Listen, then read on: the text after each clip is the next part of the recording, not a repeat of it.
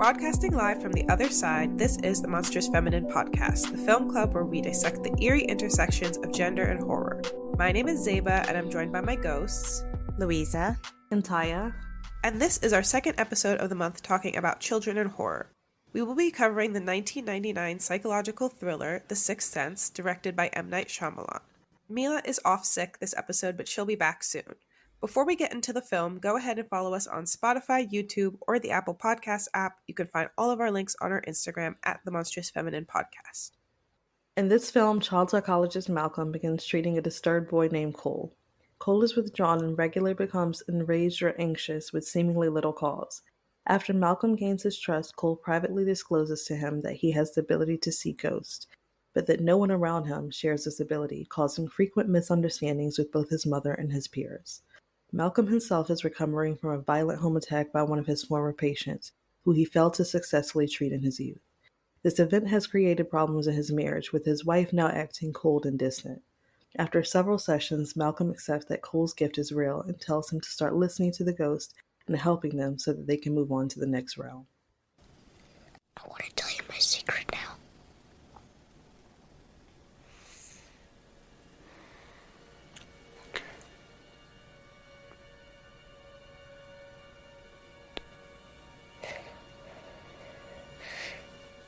I see dead people. So I think I actually shared this story in episode 1, very first episode of the podcast, but my mother is a bit of a prankster, you might say. Not really. It's literally just this one prank that she ever pulled. It's so legendary. She's forever a prankster. But little recap for people who maybe haven't listened to episode 1, if it is in episode 1. But basically, I had this film is not even really a horror, but for the longest time, it was the scariest film. It scarred me as a kid, not necessarily because of the film itself, although the film has its scary points and I definitely watched it a little too young. But really, it was scary because my knowing that I had found the film frightening, there was one particular part in the film where there's the ghost in the kitchen, spoilers alert, who turns around and she slices her wrists, and she says something like, "Look what you made me do," or "Look what I've done," something like that. Basically, I was scared of that because from the back, she kind of had I think brown hair, whatever, and it just kind of looked like my mom from the back, like my mom's frame. So my mom, when I came into the kitchen one night, she turned around and held out her wrist. Nothing was on her wrist, obviously, and then she screamed, "Look what you made me do." And bearing in mind, I'm 7.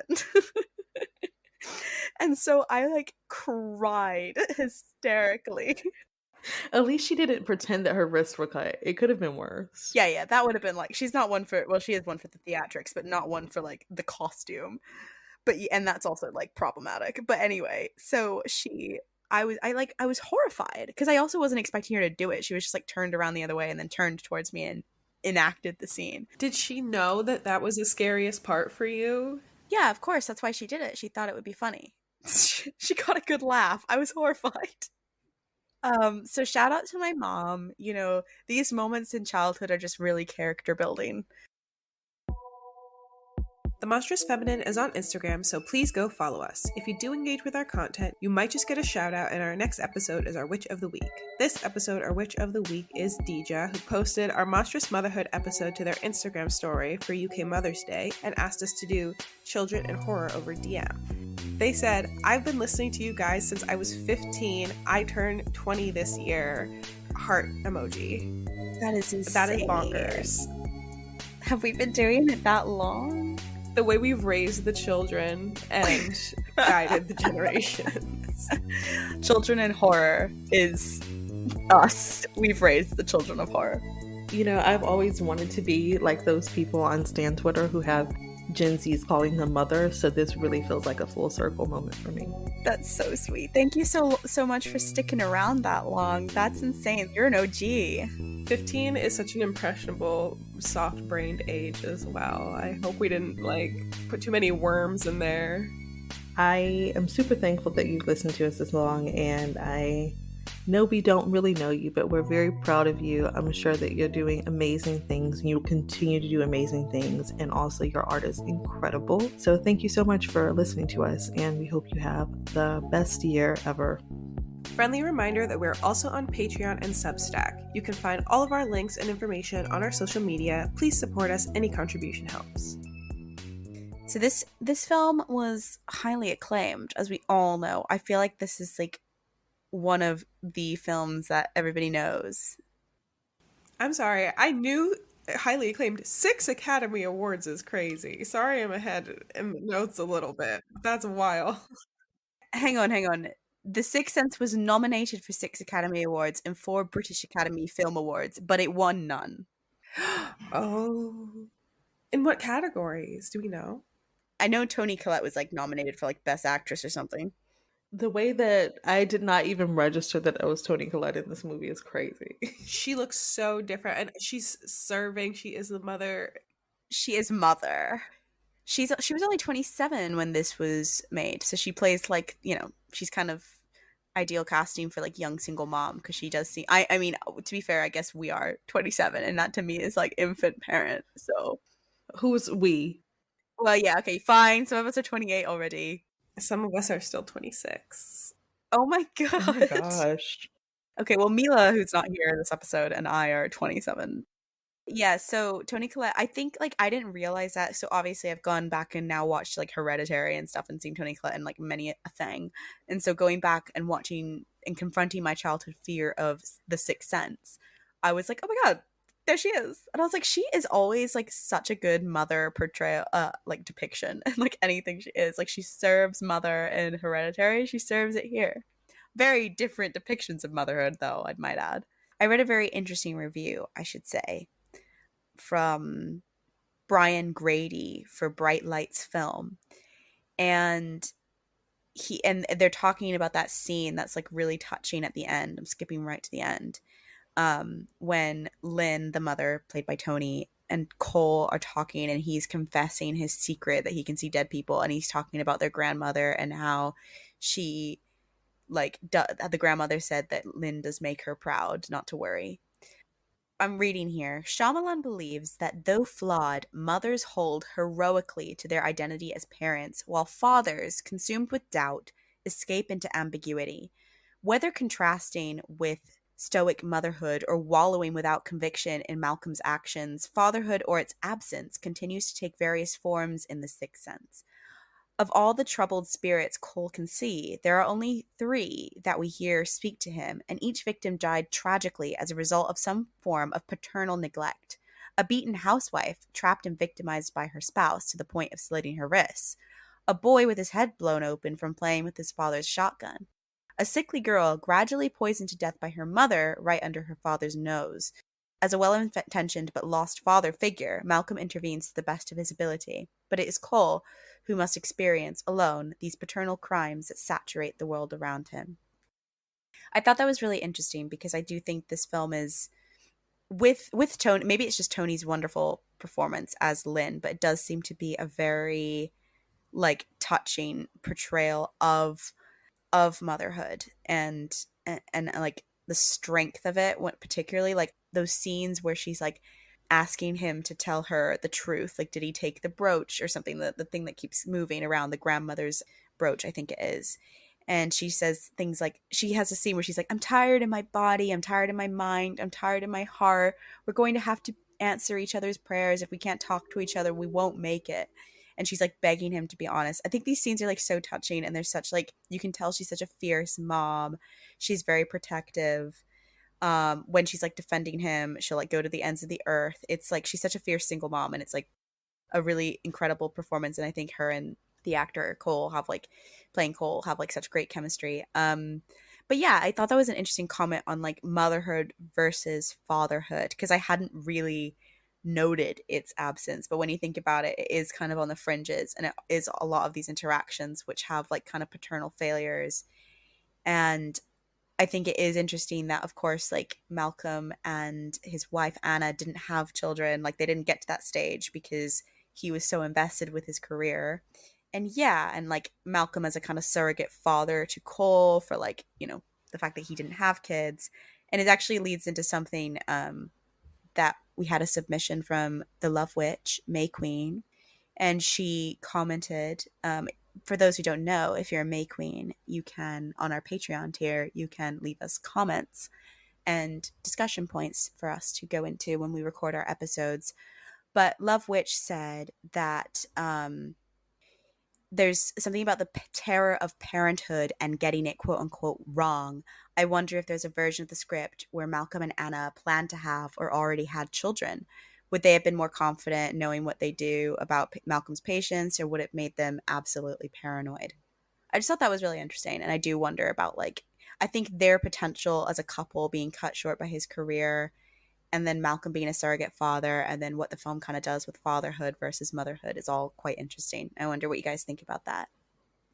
This is actually quite interesting. I feel like I didn't really consider this during the watch. I kind of was thinking about how all the characters seem to be like so lonely and isolated in different ways. But hearing this now, I can definitely see it. And I think, particularly with the couple and their inability to like start a family and the fear of it, it's kind of haunted because of the interaction with his initial patient who he had as a child, who he kind of struggled with, Vincent.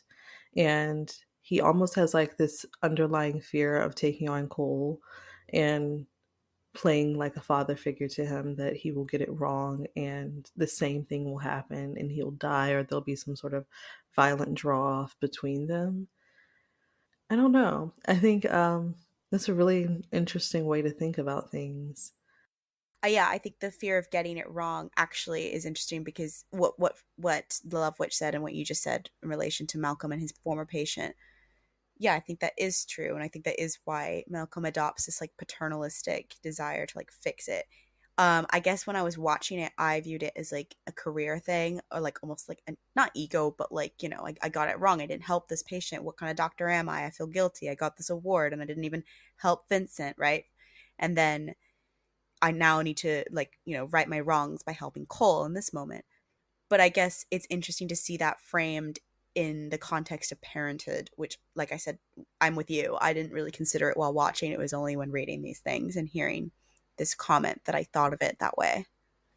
Like Malcolm acting as a surrogate father figure, I think, like you both, I also did not really notice like the mother forward nature of the plot here, because he was so present, like as a father figure, I guess, through the whole thing. Like, yes, he's a professional, and yes, he was acting as a therapist, but like because he was following him around right everywhere, he acted more as like an imaginary friend. So I think when I watched it originally and like I maybe suspected that something, you know, that there's a plot twist afoot, I probably thought that either that the kid was like imagining him because he had didn't like he was like yearning for a father figure, so he just like conjures a guy in his imagination, and this was like a commentary on like, well, if a kid doesn't have a father, then they will like seek one out wherever.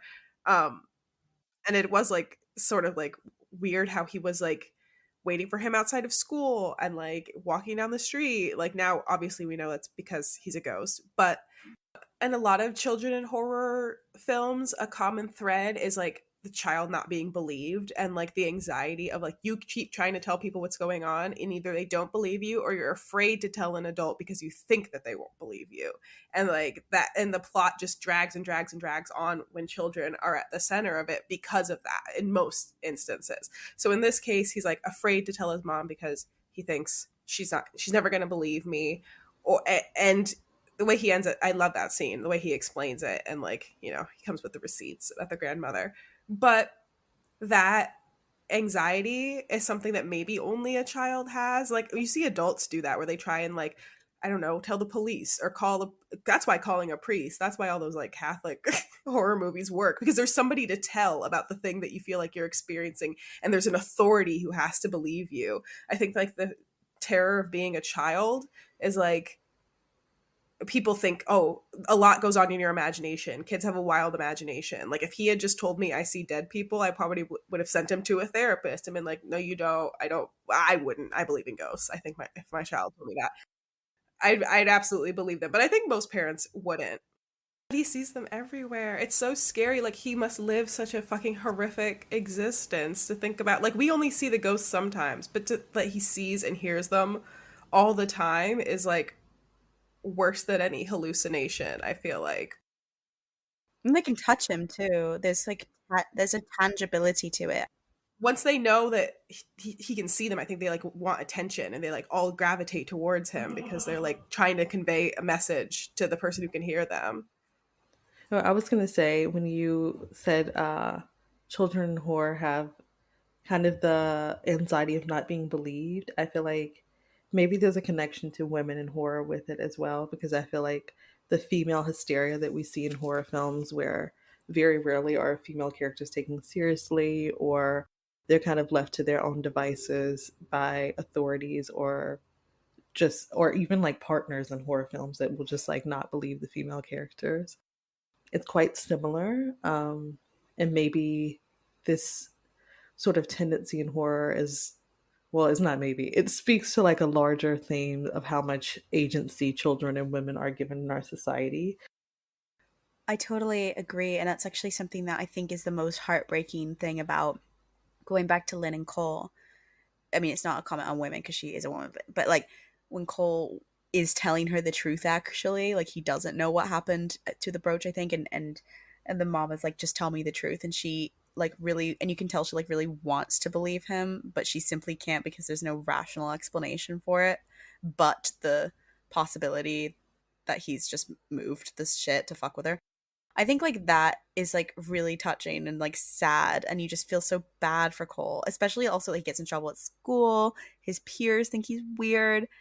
It's just really, it is a kind of comment on like isolation. And one thing that again, according to Brian Grady, Bright Lights film, apparently he said that ultimately the film is about learning how to communicate those fears, whether it's communication between a doctor and the patient, a husband and a wife, a mother and a son, or between ourselves and loved ones who have passed on. As we have all seen, not communicating with or keeping secrets from people we love can destroy marriages, careers, families, and even lives.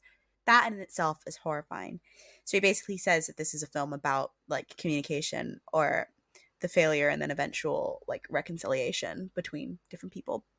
And I think that's interesting because yeah, I guess him being able to communicate with the ghosts first of all and actually hear what they want to say is like what leads to him tackling like his constant anxiety and fear, his valid anxiety and fear, um, and then him being able to talk to his mother in what is shockingly similar to some sort of coming out allegory. Like when he tells her he can see ghosts and stuff, I was like, I mean, it kind of works. I mean, it's completely taking it out of context, but it was just like this young boy who's bullied at school and has a secret. It was giving a little bit of a coming out of sorts.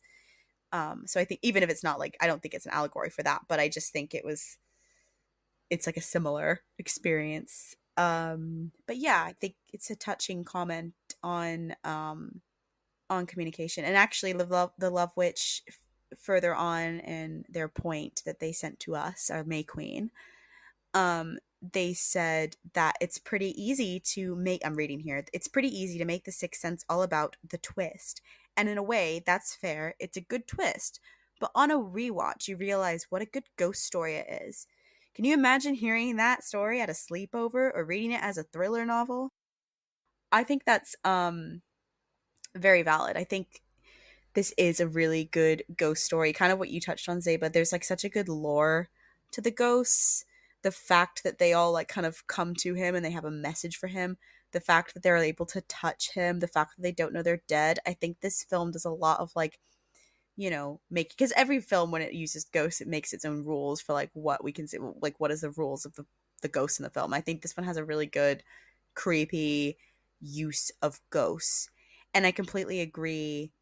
And then going back to the communication point, I think it really gives you something to hold on to with the film other than the twist. I think the twist is good, but ultimately this film's really good because of its depiction of relationships and communication and the breakdown of relationships when communication fails, relationships of all kinds. I don't just mean romantic.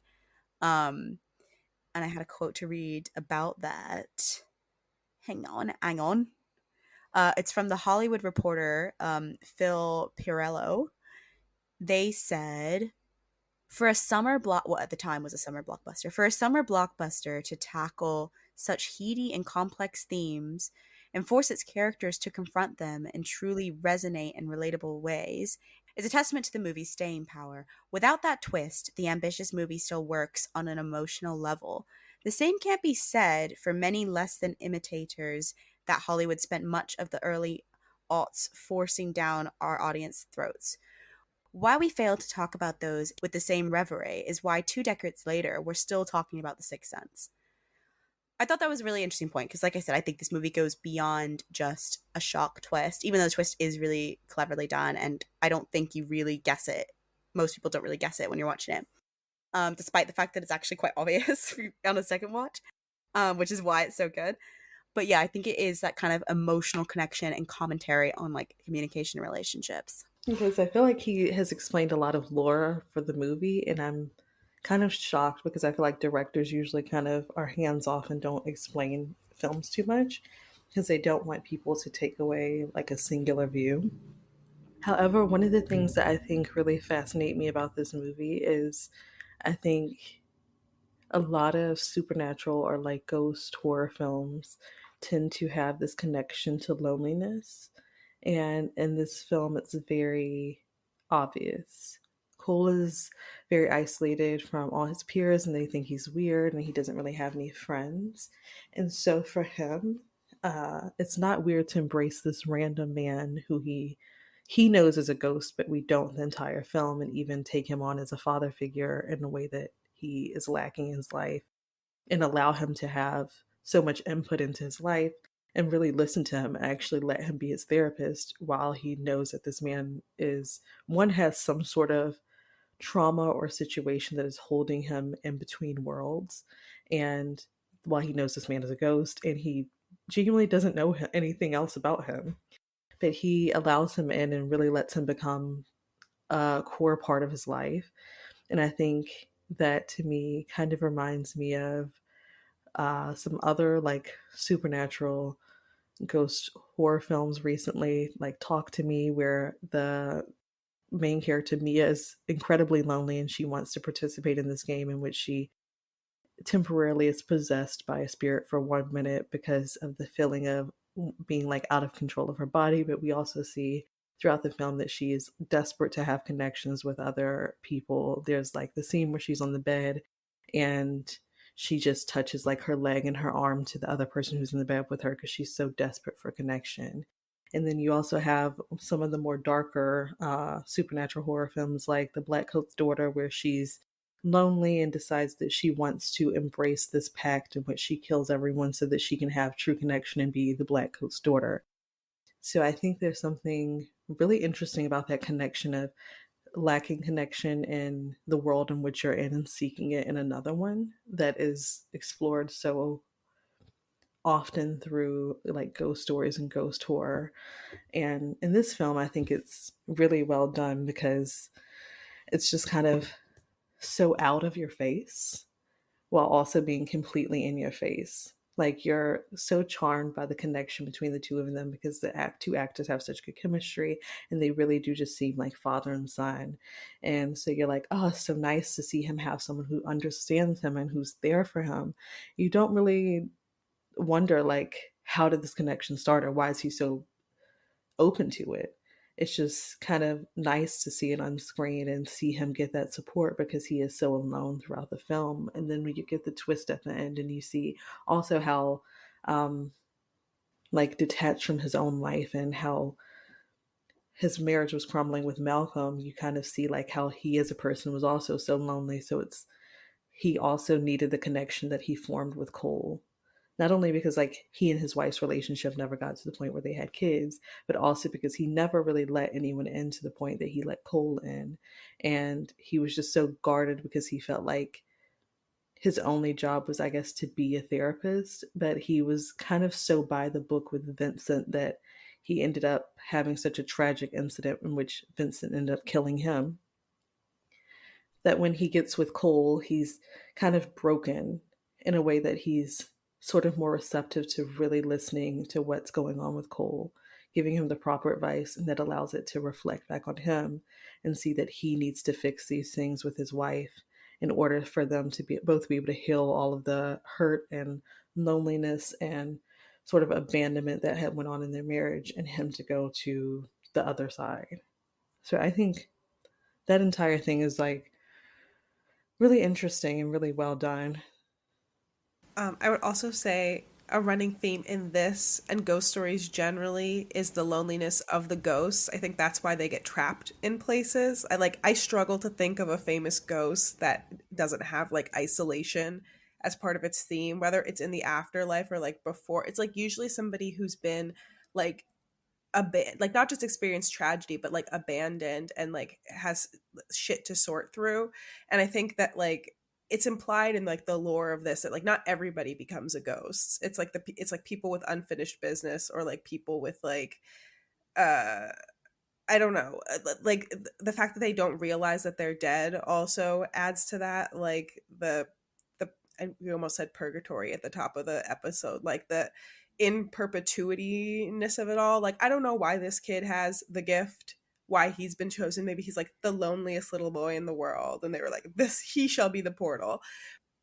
Devil's backbone, when we discuss that later on, I think there's also like this idea of like abandonment and loneliness and mystery that goes along with like tragic deaths, because I feel like the nature of tragedy is the people who are left behind are kind of like, how could I have let this happen? It's really like the guilt of the living that makes them feel like this ghost is like forever haunted, like not even knowing that we are here, not being able to communicate with us, not being able to communicate with each other. Like the trappedness kind of feels like the loneliness of the living projected um onto like these people who we feel like we failed in whatever ways. So obviously a therapist can fail a patient. That's like a very easy line to kind of see. But, you know, I think in Lynn's case, like maybe she feels like she failed her mother. Like the mother could not pass on until she's like, I'm proud of you. Trust me. It's okay. Like that was her signal to like, that was the last thing that she needed to say. But it was really Lynn's projection of like, I feel like I disappointed her. Meanwhile, her mother's in the afterlife being like, nope, I've been proud of you the whole time. And I'm sure if we like look at, you know, just other like very classic ghost stories, I feel like that's a common thread among them. But this movie does have a lot of copycats. Like since it came out, and not just in the twist factor, but also in like how ghosts are used. Yeah, I think this film does grief really, really well and uses ghosts as like the vehicle to explore that. Phil Perello for The Hollywood Reporter said, Shyamalan's slow burn screenplay is a story about family, grief, and the way the latter can literally haunt and emotionally scar the former. It's about how both the dead and the living process moving on by confronting traumas and regrets of the past holding them back. I think that's like quite an eloquent summary. And then Scott Tobias for The Guardian said, through the story of a 9-year-old who can see and counsel the deceased, Shyamalan taps into the powerful fantasy that we can still control our own narrative even after death. All the loose ends can be tidied up, justice granted, relationships mended, a final good night uttered, and everyone can rest in peace, whether they're 6 feet under or sleeping next to an empty divot on the bed. I think like yeah, both of those points are quite kind of touching on what you're saying about like the use of ghosts and that lore to like explore loneliness, but also guilt and grief. And I think that point about how this film has a fantasy of like, you know, agency of ghosts, or they have a lack of agency, but their ability to communicate it to Cole gives them agency, which is why they all gravitate towards him.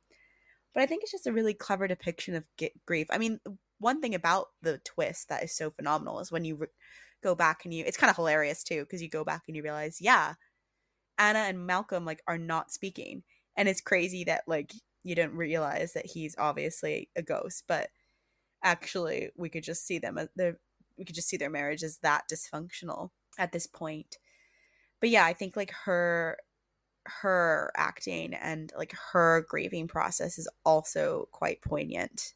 And yeah, because like when you look back on it and you see all the things she does, she is like giving a really great portrayal as a grieving widow. there was a comment as well. I think this film is interesting because it's not quite, it is a horror, but it's more of like a drama, but it has like horror conventions. And Charlemagne said something really interesting. And this was in a director interview on Entertainment Weekly. But he's talking about Cole, and he says he's feeling that his life has become a horror movie. When she, this is Kira, the little girl, comes out from under the bed, the movie is saying, hey, we don't belong to those tropes. That scene is about changing it to the experience of humans. And I thought that was really interesting how horror is used here, because we do have like a horror trope as like a ghost coming out from under their bed or a monster under the bed, but actually it's like giving everyone backstory and getting to like reframe it in the position of like, I mean, humans are horrific, but also like if you listen to people and like understand their perspective, then it kind of it's just interesting framing of horror, or like not undermining but like appropriation of those themes as like a way into understanding the kind of ooky spooky element. I thought that was quite clever.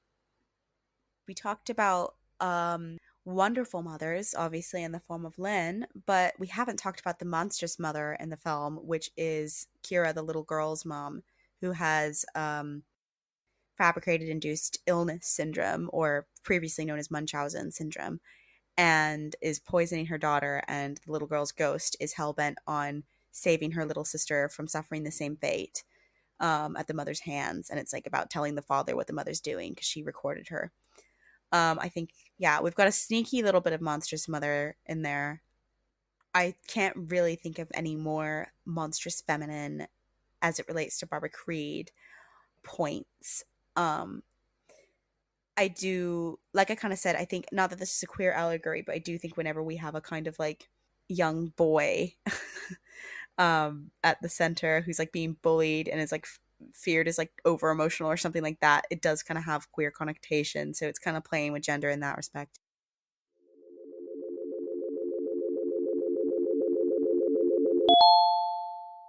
We also had a voice note submission from the Love Witch. And I'm going to play that for you now. Hey witches! So, according to Wikipedia, the colour red is largely absent from The Sixth Sense and is used only in a few isolated shots for anything that has been tainted by the other world or to connote explosively emotional moments and situations. There's Anna's lipstick in the opening scene, the balloon, Cole's sweater at the birthday party, the tent where he first encounters Kyra, the doorknob on the locked basement of Malcolm's office, Kyra's mother's dress at the wake, and the shawl that's wrapped around a sleeping Anna.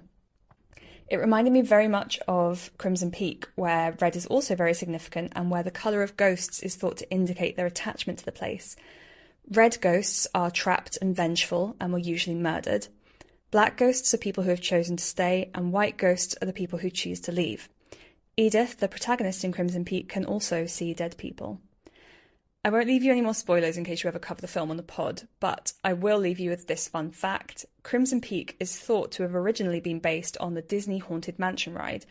Del Toro is a huge fan of the ride and has his own working replica of the Hatbox Ghost, and was set to write and produce a Haunted Mansion movie for Disney over 10 years ago. It's all rumours from that point on, but it's thought that the film got stuck in development hell and was eventually abandoned. Still, you can see a lot of references in Crimson Peak, right down to the wallpaper and the endless corridor of doors. I think that's a really interesting point about colors, and well, I think the color symbolism in this film is like one of its most like, you know, its best features or its most well-known features is like that kind of pop of red, that looming, eerie use of red. It certainly still haunts me to this day. Like if I walk into a room and there's like not that much red and there's one red object, I just think it has something sinister about it. And I didn't know that about Crimson Peak. I think that's interesting.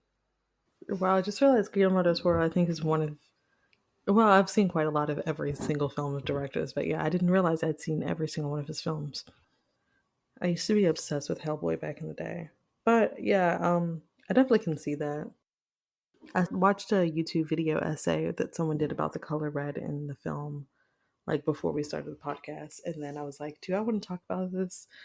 And then I was like, honestly, I was like, I'm very tired. And I don't think I paid the most attention to the video essay. So I'm very glad the Love Witches giving us more context on that because my brain power was not ready for it today. The Love Witch also said, as a fun fact, that Michael Cera was considered for the role of Cole. And then, according to IMDb, Michael Cera said that this was the first film he ever auditioned for, and the scene he did was the magic trick scene, but he admitted that he did it way too cheerfully because he hadn't read the script, so he didn't know that Cole was supposed to be like introverted and quiet. And I'm like, that's so Michael Cera for some reason. I feel like I haven't seen like Haley Joel Osment in like anything as an adult, so I don't really have context to what he's like now. Yeah. But I think his performance here is so good. Like, I think the reason this works so well as a horror as opposed to a drama is that his portrayal of fear is so like visceral. Like, he's terrified. I think that's what scared me as a kid as well. Like, I really related to that. But anyway, so I think like his performance, I couldn't imagine anyone else doing the role. Like, he's so good. I think this film is interesting with the use of kids just because isn't it often said that kids have like a closer connection to the other side, like they're more likely to see the other side? Did you feel like you were more powerful as a child? Did you feel like you had a 5.5 sense, if not a sixth one? Unfortunately, yes. And that's all I'm going to say. I feel like I've lost it. Whatever it was, it's gone now. I've got smooth brain, adult perceptions. Can't see what's right in front of me. I think that's for the best. I think ignorance is bliss. I do too. Like, I don't want to. If there's a ghost now, don't want to know about it. Don't want to know about it.